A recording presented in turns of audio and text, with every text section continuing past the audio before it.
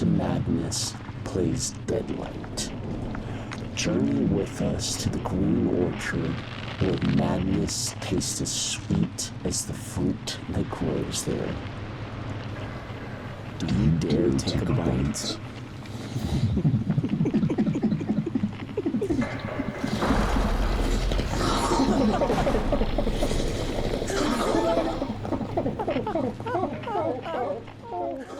Hello, my dear cultists. Welcome to the second episode of Descent into Madness Plays Deadlight. Last time, our dear Professor Hugo E. Perseverger has gone on to a trip to Boston for an academic thon, bringing his two students along with him. Well, along the way, though, there is a bit of a pit stop they're trying to make. Hugo had received a letter from one of his dear friends, Dr. Godfrey Webb, explaining that there was something that he needed to tell him, a secret he had kept to himself for years. I beg you, come to me at once. Pray that whatever is left of my soul can still be saved. Dr. Godfrey Webb. Regardless, they start to begin their trip, trying to beat a storm that's impending doom reaches out to Arkham itself, and even though they drive as they may, the storm gets the best of them. And as they drive into the tall Pine Lake woods towards the Green Orchard Cafe and Diner, they have an encounter with someone by the name of Amelia Webb, who runs out in front of the car. Sterling, watch out! I'm trying.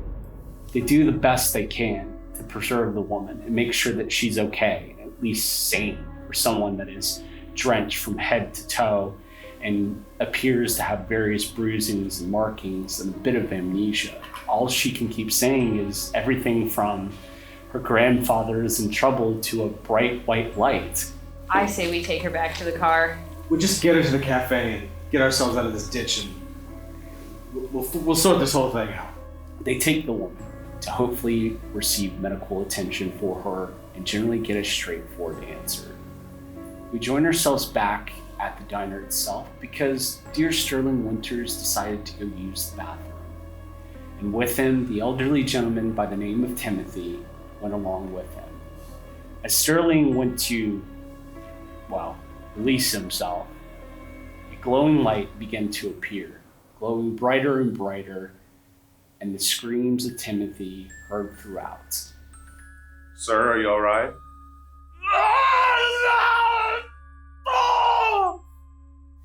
As we join Sterling, standing at the very entrance of the outhouse, door agape, as he's staring at two leather shoes with dust piles in both of them, and the smell of burning flesh, and a different sort of acrid smell.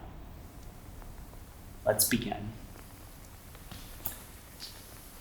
As we get back to it, got all screams and burning bright light that you saw. You stand looking at two leather shoes laying on the ground.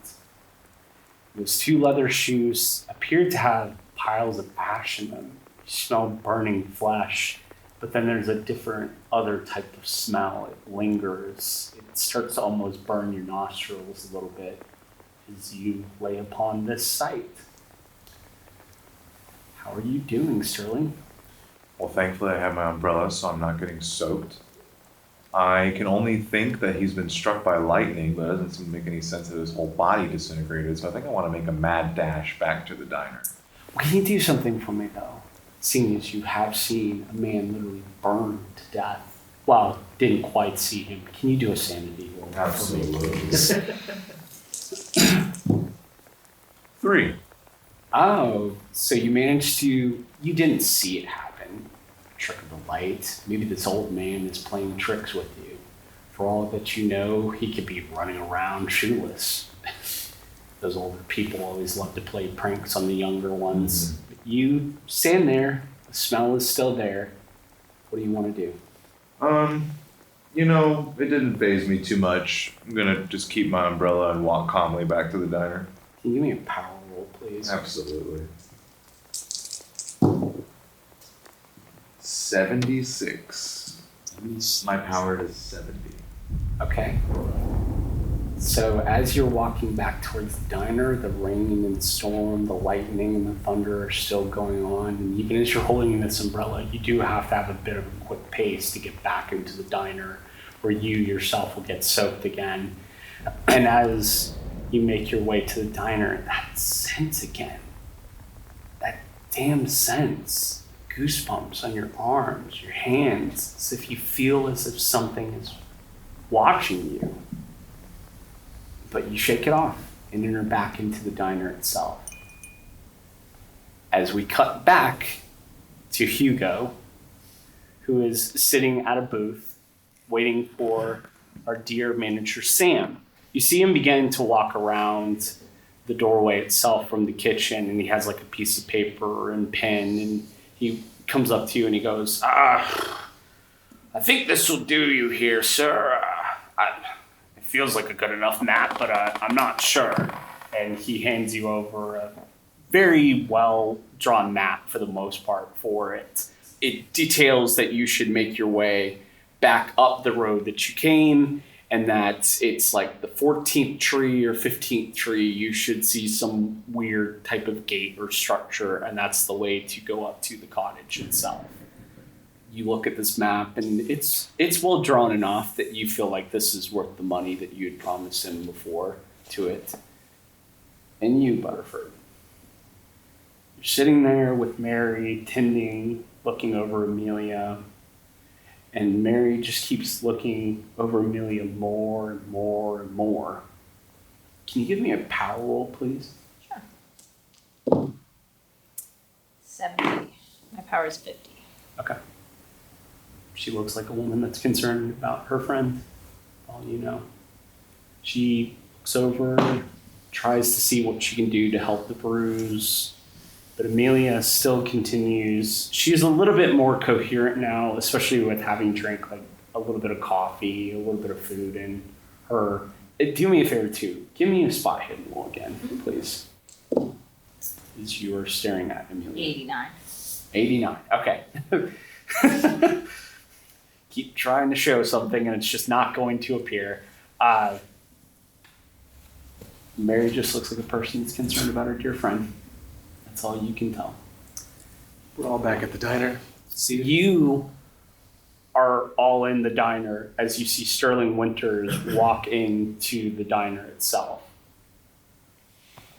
Have y'all seen the old man that escorted me to the outhouse? Because I just found his shoes with a pile of ash out in the rain. Sterling, what happened? You smell like a musty stack of pancakes. Yes, I was out in the outhouse. That might explain the smell. But the man screamed suddenly, and then a big light came in, and his only thing left were his shoes. Are you saying this out loud? Yes. Okay. I'm telling you everything, Professor. I would never lie to you. Well, that's very interesting. I don't know what to make of that. Do you have any evidence of his passing? Of his passing, no, but I have you could see his shoes outside of the diner with ash in them. As you have this conversation, you look over at the booths with the other people that are there, and the elderly woman is kind of listening intently, and she kind of goes, what do you mean? Where's my teddy? He was with you to go to the bathroom. Where did he go to? I can't say exactly where he went, but I'm surprised nobody here heard that loud scream and flashing white lights that were just outside on the outhouse. You both heard nothing. Great. Well, I'm sorry, Miss. I have no idea where your teddy is, but I do know he is not around. You were just with him. I wasn't with him. I was in the outhouse by myself. He didn't join me. How far away was he? He was standing by the diner. Young man, what do you mean he left his shoes? That's not like Teddy to just leave his shoes like that. Well, you would know him better than I do, but yes, he left his shoes at the diner. I don't know. With ash? With ash in them. After a loud scream and flashing lights. It's almost like he was struck by lightning, but I have no evidence of that. I didn't see anything.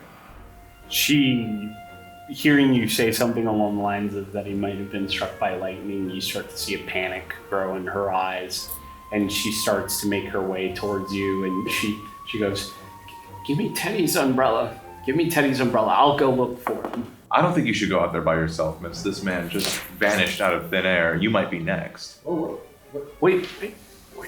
Now you're saying next? What? Just give me the umbrella. Professor, what do you...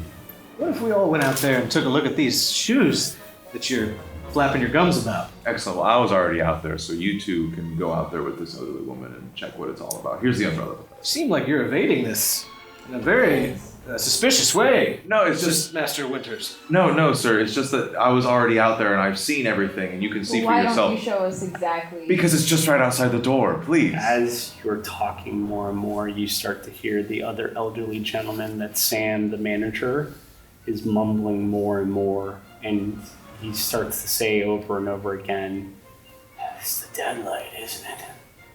The deadlight took him. The deadlight." And he starts to get up, and he stands there looking at you all wild-eyed and crazy, and he goes, "You saw the light, didn't you, boy?" I saw a light. I don't know if the light is what I saw, but I saw a You light. saw a light, and then you heard a scream, right? Yeah. That's what it does. That's what it does. It takes people. That light is death itself. It is as if God has sent an angel to take people from us. That's must but would happen.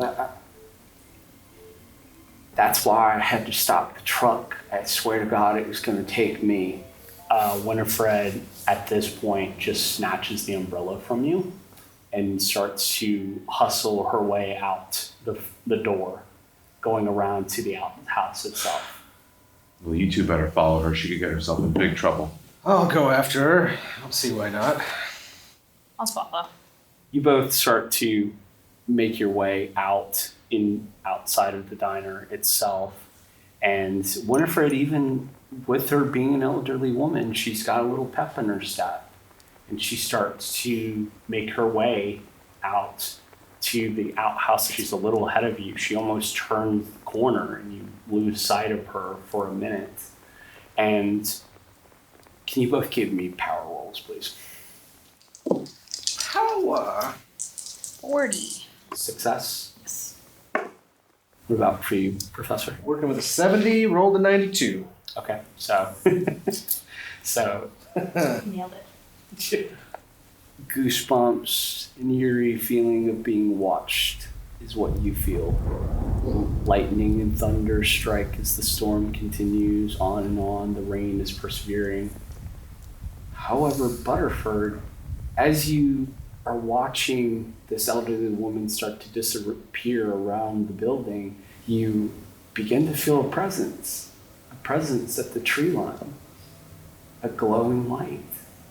Glowing light that's moving in and out between the pines as it glows brighter and brighter, but it starts to move faster and faster and faster. You almost see it start to leap across the roadway and go around the corner to where Winifred had gone to, and it starts to disappear, but there's still a faint piece of light. And then all you hear is a start to make your way around the corner itself. You see nothing except an umbrella laying on the wet, soggy ground, and a smell of ash burning again. It smells like burning flesh as Winifred is gone. Can you give me a sanity roll, please? 44. My sanity's 50. Okay, so you will take 1 point of sanity damage, please. And you will have heard her scream as well too, so go ahead and give me a sanity roll as well. 94. Well, I think it's about time that I use my tower now.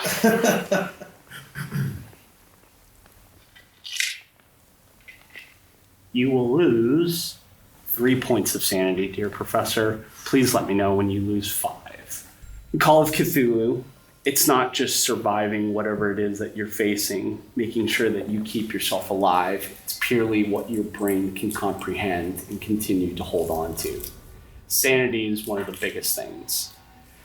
Typically, with 1 hour in gameplay time, if you lose up to 5 sanity, you will run into what is known as a temporary bout of sanity, which is where I get to decide what sort of mania, phobia, or other scary things start to enter your head to a point you become obsessed and become useless to everyone else around you. So you have lost 3, dear professor. Please let me know when you've lost 5. You see Timothy begin to go around the corner, and the scream emanates, but that's all you hear is a scream. And you go around and you see Mr. Butterford standing there in front of this umbrella that's laying on the ground, and no Winifred. Professor, I don't like this. I think we should head back. I don't think there's anything that we can do for them out here, but I don't think it's good. It also smells like a rubber tree burning down in the forest. What is going on? We have to inspect this. I saw some kind of light and then she was gone. I don't think this is good news. You didn't see a light. I saw nothing. And you two are both telling me that there are missing people and lights involved. Butterford's the only one with you right now. That other one and you are trying to pull the wool over my eyes, aren't you? No, I'm not. I just don't. I think it would be a good idea if we went inside. Well, I'd like to take a look at whatever's left over before we get back inside. It's 2 piles of ash lay on the ground, what appears to be like a half-burnt shoe as well. And even as you stand there, you can see the outhouse as well too, and you see another pair of shoes just laying there. But as you get closer to the pile of ash itself, can you give me a constitution roll, please? Constitute this up real fast. 45. Okay, so as you start to get closer to this and smell it, it's a burning sensation in your nose. You can almost feel it in your throat, a taste of burning flesh. But there's even a worse taste to it that you can't put. It's as if it's something, the worst possible taste that you've ever tasted in the entire world is touching your tongue. And as you sit there, you start to feel yourself getting sicker to a point that you feel like you're about to throw up. This is worse than my first wife's goulash. What is going on here? Ugh. Butterford, I don't feel well. Will you take me inside? Yes, I would love to. I don't want to be out here anymore. Yeah. I want to grab the umbrella on the way and take him inside. Take the umbrella and begin to walk back towards the diner. As we go back into the diner, Sterling, you are standing there as a wild-eyed looking man by the name of Jake, as you referred, is stepping closer to you, still looking as if there's a bit of madness inside of his eye. Tell me, boy, how long have you seen the light? I only saw remnants of the light when I was in the outhouse, and I guess a little bit when we were on the drive, but I don't know if that was the same light. Is it glowing? It was a light, so I don't know if you could say glowing. It was illuminating, glowing, I don't know. Did you smell something? Yes. Did it smell like death itself? I could say yes. You a religious man? No. You should be. Because once that thing begins to hunt you down, death itself will stop at nothing to take you. And I mean it. If you see it, you run in the opposite direction. You run as fast as you possibly can. You must do this. He grabs your shoulders and starts to shake you almost violently. He is obviously not well. And as this happens, Sam Keelan comes over and he goes, Jake, Jake, you have to calm down, my friend, please. You have to calm down. He's just a young man. And Jake he's still holding on to your shoulders as he looks over at Sam and he goes, you don't understand. This thing is going to kill us all. It will take every last one of us. You don't understand. As you're standing there, Sterling, you see Amelia's eyes begin to get wider and wider. She's obviously terrified by what this man is saying, and as well as Mary. Mary just, there's nothing she can do. She's just standing there, not sure what Jake will do next. Well, I'll leave you all to it. I'm gonna go check in on my colleagues. As you do, before you even so much as turn around, you see both the professor and Mr. Butterford entering back into the diner. Excellent. So you see I'm not crazy. Sans an elderly woman. Oh, Could somebody give me some water or some coffee? My throat's burning and it won't stop. here, you take my water, Professor. Thank you. Where's the older woman you were with? The same thing happened to her. You saw it? No. I didn't see it. There was ash in her shoes. Right. That was all that was left. Right, just like I said. I saw a light. It seemed like it went to her. Then we heard her scream. Might be the same light this crazy farmer fellow was shaking me about. He said, I better believe in God. This light's gonna kill us all. Wait, the man in the corner? Yeah, he's scaring all the women. Well, look at him. Seems like he's onto something. Professor, you see the gentleman that has this long, wispy like beard and hair that's flowed back and has this wild-eyed look. He's talking with Sam, and Sam is trying very hard to calm him down. He just keeps muttering louder and louder about this dead light over and over. See? Yeah, well, we either talk to him or we hit the hills with Amelia and we go figure out what's up from what. Well, I would like to continue on with our academic adventure. I think that all this country light extra thing is just distracting us, Professor. Well, what if he has something? What if there's something he can give us or a nugget of information? He's speaking very cryptically. I don't know if we can get anything from him. We could try.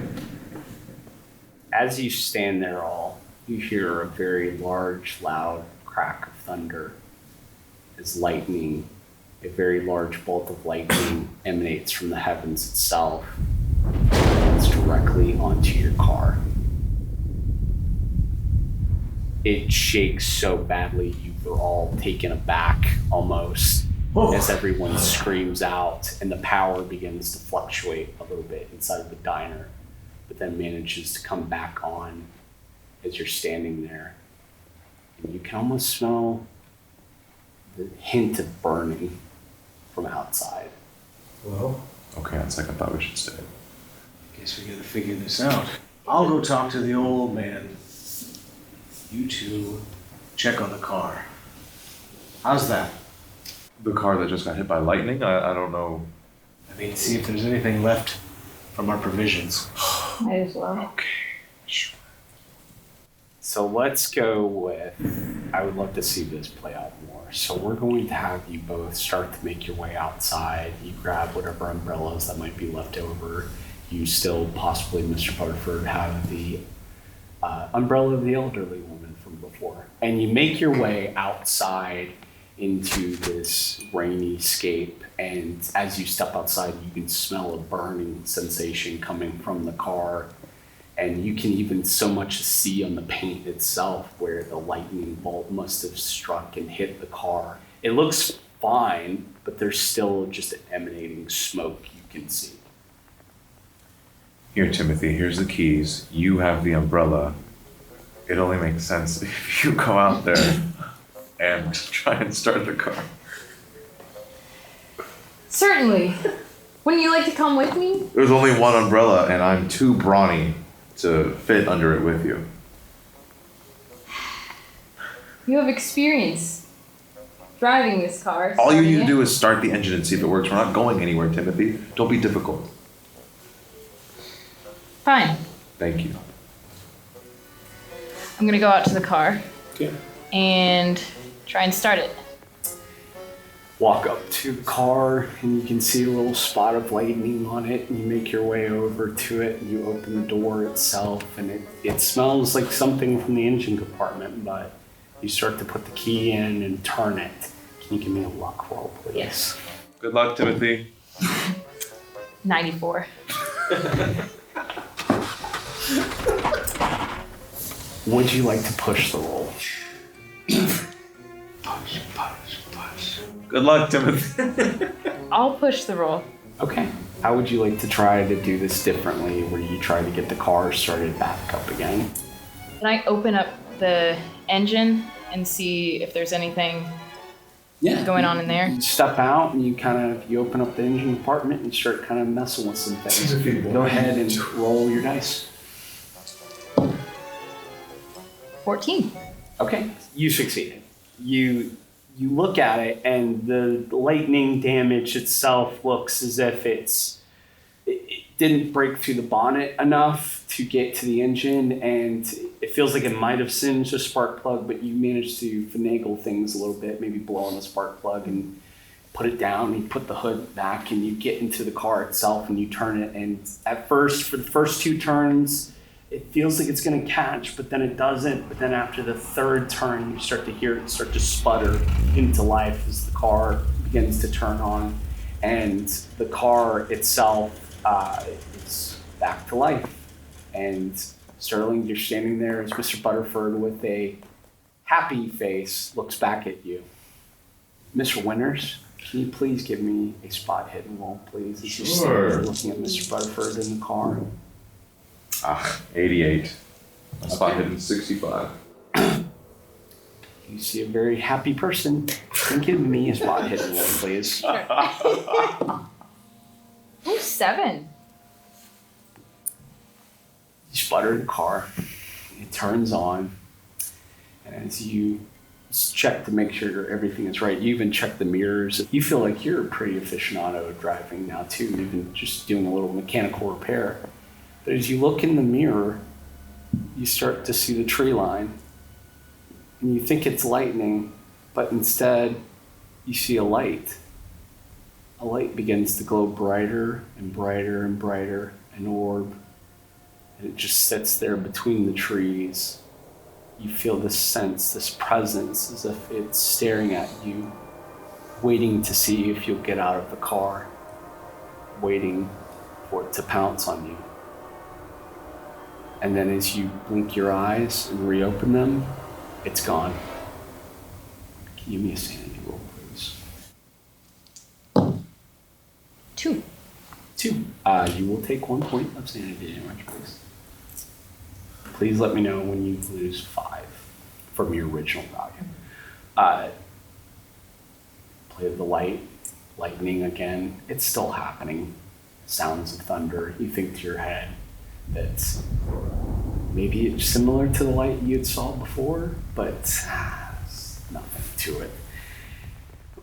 The car chortles back on, and you know for a fact that you could turn it off and turn it back on again and get it working. And as you both stand there successful in your attempt of getting this car working, we step back into the diner. It's Mr. Hugo. Mr. Hugo, It's Professor Hugo to you. Professor Hugo, you are standing looking at Sam Keelan and Mary Laker, the waitress, all trying to calm down Jake Burns, who is now sitting in a booth, and he still is talking about this deadlight. He can't stop talking about this regardless of anything. Very interesting. The gods of Egypt used to taunt the living with light too. I almost wish that I had more information to share or to glean. I go up to Jake. I start to shake him, to try and shake some sense into him. I'm tired of his blathering on and on. He just looks at you wild-eyed and just keeps going on and on about the deadlight, and that it will take us all. It is death itself that God has sent. And he gets louder and louder, and then he begins to grab you and start to shake you as well. That's it, Jake. Get your hands off me. It's like he won't let go. He keeps shaking you more and more. I'd attempt to break away. You can give me a strength roll. Let's do it. Hey. 20. Let's see what Jake does. Jake rolls a 31. So what is your strength at? 40. Is at 40. His is at 80. So he is definitely succeeded a little bit better than you. But I'm going to give this to you. Even though he's holding you and he keeps talking about this deadlight, you try to pull away from him and you manage to. But this gentleman, if he was to grab you again, is very, very strong. Even though he looks elderly in your eyes. He looks like a very elderly man. His strength is very strong, and he does let you go and start to quiet down again. And he just kind of rolls back into whatever booth that he's in, and he grabs whatever coffee that he has, and he just holds it there, just shaking and muttering under his breath. It's outside and it's gone. It's gonna take us all. It's gonna take us all. As that happens, you see your dear students enter in. Mr. Butterford with a smile on his face, and Mr. Sterling Winters with a Sterling Winters look to him. Professor, I fixed the car. Good news, we fixed the car. Well, this man almost fixed me, so good job, both of you. Capital job. What say we pack up our things and get the hell out of Dodge? Sounds great. That sounds like an excellent plan. I don't know about this Amelia girl, but if her constitution's well enough, I say we take her along with us. She might be of value when we do find her grandfather. She might be extra baggage with the shape that she's in, Professor. That's a valid point. She, She's the one who can point us to where he is in the first place. All I have is this map to go off of. As you both talk, you see the waitress Mary step up and hear you all talking, and she goes, if I may, Professor, I know Amelia and her grandfather. I can accompany you all to the cabin and make sure that you get up there safely. I do know the way. They do deliveries from time to time, and we've dropped off food at their cottage. Even better. I think we could make some room. Okay. You see Mary kind of go back to Amelia, and she kind of tries to, Mary disappears actually behind the bar for a minute, and she starts to rummage around and pull out some pieces of clothing and other things. Can you all give me spot hidden rolls, please? 37. 71. Okay, you don't succeed. Butterford, do you succeed? Yes. You do succeed. How good of a success? Just regular? My spot hidden's 55. Okay. And what about you, Professor? 56. Okay. Professor and Sterling, you both see her get behind the L-shaped bar, and she starts to rummage around, and she's taking out clothes and whatever she thinks that Amelia will look. But Mr. Butterford, as you see her rummaging around, taking out clothes and everything, you sense for a moment that it looks like as if she's grabbed a pistol as well too, and slides them into her purse. Or it could look like a pistol, who knows? But she grabs these clothes and she walks over to Amelia and she starts to put them on Amelia, and she goes, that'll look good. And Amelia is kind of shaking and moving her head. She's still grabbing at her forehead, and the jacket is on, and you all are standing there as Mary gets Amelia ready. But as you all stand there in the diner itself, you begin to see a light again. A light that starts to glow more and more. It becomes larger and larger than life and goes through the diner window. And you see it almost go against your car.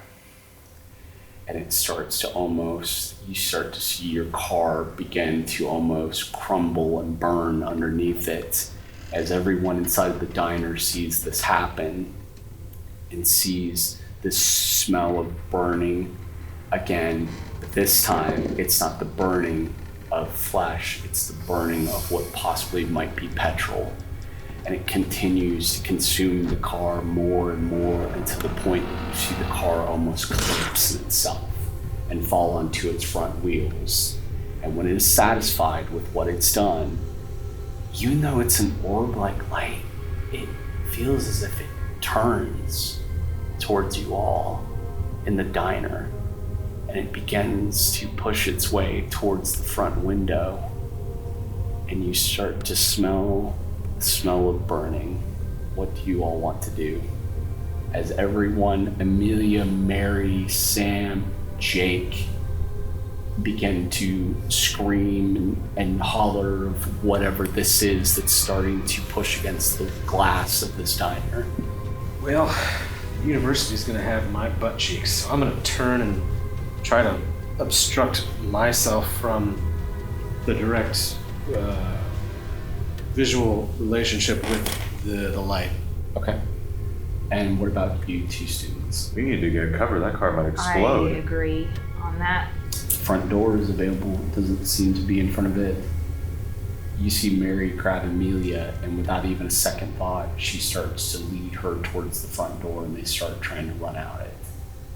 I need you all to give me sanity rolls, please.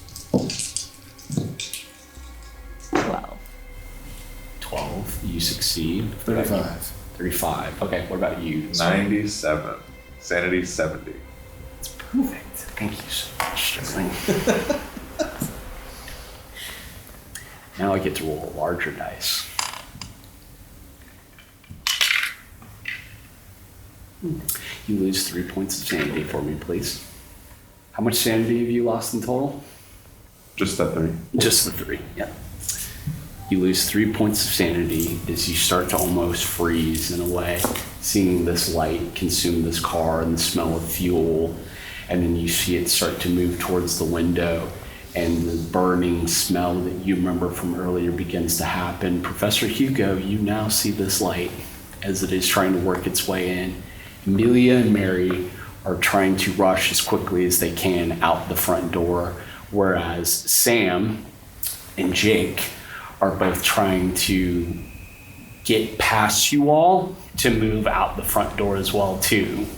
So what do you want to do? I believe we should head with the crowd. All right, yeah, you got me. We're all in this together. I'm gonna go out with you. Y'all go first. This thing is starting to eat more and more into the diner, and the panic and the pace of this is starting to quicken more, as what I'll need from all of you is that I will need dexterity rolls if you are going to run out of the diner. Dex or D. 37 out of 80. Okay, so you succeed. 58 out of 80. 58 out of 80. What about you, Professor? 60 over 40. 60 over 40. Do you want to push your roll, or would you like to spend luck? Let's try our luck. Okay, so you will spend that amount of luck that you need to in order to succeed your roll for me, please. I have 40 and I'm spending half of it. Yep, so you're down to 20 luck. Copy that. And that is now your new luck value. You spend the 20 luck, you feel yourself kind of, your foot catches on something, but then you're able to keep it to yourself, and you all start to run out as this thing continues to make its way into the diner itself. The glass cracks, and it almost feels as if everything around it starts to burn, and the building itself starts to light fire as the glowing light enters more and more, and you can hear Sam and Jake screaming, trying to get away from it as best they can, but unfortunately, they were cut off. And that's all you hear is screams. More and more, louder and louder, as the fire burns and the building is consumed. The deadlight moves in for the kill. All you see is Sam and Jake burning alive from the inside out. Their eyes glow asunder, louder and louder, and as they glow more and more, it almost as look they're imploding in themselves, shriveling to brazen like husk. Would you all to roll sanity for me, please? 66. Anyone who succeeds just lose 1 point of sanity. Anyone who has failed, let me know. I failed. Roll a 7. Oh, 1. Do I still lose 1 point? You still lose 1 point of sanity, dear sir. You're seeing two people literally burn within themselves. For you, Butterford. Let's see. You will lose 4 points of sanity. At this point, I will say you have lost enough sanity to where I need you to give me a knowledge or an education roll. 18. What for knowledge? 55. Okay, so in Call of Cthulhu, whenever horrific things begin to happen and you lose enough sanity, that could advocate for a temporary bouts of sanity. Essentially what will end up happening is you will have your player roll a knowledge or education. They have to comprehend what they're seeing, correct? And if you have a very smart character, well, they're going to understand things. And seeing two people shrivel to an absolute raisin-like husk within themselves, well, that is terrifying in its own right. So you will go into a temporary bout of sanity. I'm going to roll a dice again, and I will see what you end up with. Now, for any keeper, you can come up with your own bouts of sanity. I have rolled a 2, which means you feel you are robbed. How you feel robbed is you feel like this stupid pit stop as you stand out there in the rain, seeing these two people die in front of your very eyes. You feel as if you've been robbed of a simple trip to Boston. These idiots, this stupid professor, has brought you along for no reason whatsoever. And you feel like you could easily just have gone to Boston, but no.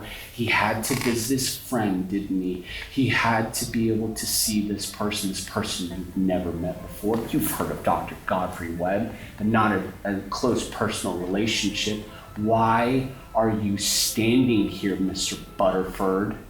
And you will continue to feel like this for the next 30 minutes. So you're standing there as you're staring at these people be consumed, feeling the sense of feeling robbed of a peaceful trip to Boston. What would you all like to do? Well, the car's destroyed. Yeah, and I don't think there was heat lightning in there either. I think we have to go take this map, walk to Dr. Webb's residence. Well, is there any living patron or dead that has a car here in this parking lot which we can use? You see Mary and Amelia running off into the woods trying to get as far away from the deadlight. What are you all doing? Are you just standing there? We should run away. Let's follow them. Yeah, all right. Yep. You begin to quicken your pace and run across the road and enter into the trees, following Amelia and Mary as best as you can. And as you continue to move through the trees and the woods itself, let me get dexterity rolls, please, from everyone. I want to see how well you're keeping up with these two. 26 out of 80. Okay. 50 over 40. 81 out of 80. You still fail. Use your luck. Yeah. You can, yeah. Could I push 1 point of luck just to sure. Okay, please. I want to spin. Sorry. Spin your point of luck. My bad. I will push. Or I could push it, right? You can push it as well too. Depends. But if I roll over... 1 point of luck, or ultimately failing if you re-roll it again. It's your choice, Mr. Winters. You know what? Sterling Winters is a confident man. I don't think I would fail over 80 twice now. Okay. Right? And my luck is a precious resource. Roll your dice. So I got 83. I can't push. No, you can't push a push roll. And that, ladies and gentlemen, when a push roll is failed, means that it is a critical failure. So, Mr. Winters, as you try to keep up with everyone, Professor Hugo and Butterford, you manage to keep Amelia and Mary in your sights as you move through the woods, through the pines and the trees. Mr. Winters, you kind of are getting stuck up. Tree branches are hitting you. They're not doing a very good job of making sure you don't get hit by stuff. And your foot begins to slip from underneath you. And as it begins to slip, you try to catch yourself on a tree branch. What ends up happening is you capture a loose tree branch. And as you capture this loose tree branch, your hand slips and it smacks you right in your face. You're going to lose 2 hit points, please, as this thing full-on decks you in the face. And then once you do that, can you please roll a Constitution as you've been hit by a blunt object in your face? Great. 84. Wait, 24. 24, so you succeed. Even though this thing hits you in your face and it hurts, like it has scratched your face, you're slightly bleeding. You can see your compatriots kind of running off into the distance itself. But as you lay there on the ground, you notice something. These woods, they feel more ominous. Woods themselves, you should hear something, right? Animals? sound of anything, chirping, crickets at least within the woods, but it's just silent. It's unnervingly silent. As you lay there on the ground with a little bit of mud on your suit, you pick yourself back up. And as you pick yourself back up, you look behind you back to where the dead light was, but you don't see it. It doesn't seem to be following after you at all. Put that aside and you begin to move with your compatriots. Soon you see Sterling appear behind you as you are all trying to run through the woods and catch up to Mary and Amelia. And eventually they stop in a little bit of a clearing within the woods, and they're both kind of out of breath, and they look at you all and they go, What was that? What the hell was that? And Amelia begins to go, I think that's the light. I think that's the light that might have possibly been hurting my grandfather. It's worse than I imagined. What? And Mary looks at you both and she goes, what about Sam? What about Jake? Did they get out? Oh, man. We did everything we could, but I don't know that they made it out. Sorry, Mary. It all happened so fast. I'm an old man. I couldn't even carry them out if I tried. Mary sits beside herself, decisive in a way, and she's going to do a sanity roll hearing this news. Going to be, poor Mary. She will lose 2 points. So Mary starts to kind of almost cry in a way. She's beside herself as she sits there and she just goes, oh my God, Sam, Jake, they're both dead.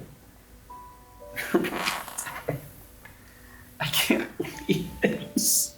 I should have done something. I should have gone back. I should have grabbed them or possibly just let them out a different way. Why did this have to happen? Listen, this phenomenon of nature is not your fault. There's nothing you could have done. Look at us, we're all just as scared and alone as anyone. We should keep moving. We don't have time for this. Where are we even going, Mary? I believe that if we just keep heading east, we should be able to get there. I pull out my map. I lay it in front of them and I say, where's east? So essentially you have all run across the road from the diner and you've booked it maybe a good 100 feet into the woods, maybe less than that, but you're in a sort of clearing. So looking at the map itself, you can make it out to be that east for you all would probably be more towards the left if you were to move through the woods. And Mary begins to explain that if we just go this way, unfortunately, because we're on foot, it's probably going to at least be 20 minutes at most for us to walk through here. But we should be able to get upon the cottage if we just head that way. What if there's more of this light out there? What are we going to do? Can't keep running from light our whole lives. This raging storm we've had. We're trying to find a road, Professor. Yeah, why don't we find a road? Walk along the road, see if we can find a ride. The map he drew me had a road on it, so if we take the road to the gate, maybe that'll get us where we need to go. Great. Mary looks at you and goes, that's a good idea. If we go this way, we should be able to make it out to the road. We might even run into the path to the cottage itself. Just follow me, okay? Please follow me. And Mary begins to lead you all through the woods, and as you walk through the woods, that ominous feeling, again, these dark, large pines, the rain that still seems to trickle through the treetop itself, and the sound of thunder roars through the woods itself. But you, Professor and Mr. Butterford, regardless of how you're feeling, you feel as though you very alone. There's no sound of animals. no movement of any kind, no chirping, no crickets, no nothing. It is as if you are in a space that's held in time, ominous and creepy. As Mary keeps walking and you make your way, you eventually come upon what seems to be a footpath. And Mary and even Amelia kind of perk up once they see this, and they both go, oh my God, this is it. This should be able to take us to the cottage. We should follow this way. And as Mary says that, you see two very large hands reach out from behind a tree and grab Mary by her throat and hand over mouth as it drags her back from behind the tree. And that, ladies and gentlemen, is where we will end this episode of Deadlight. Thank you so very much for watching, and be prepared for what will happen next.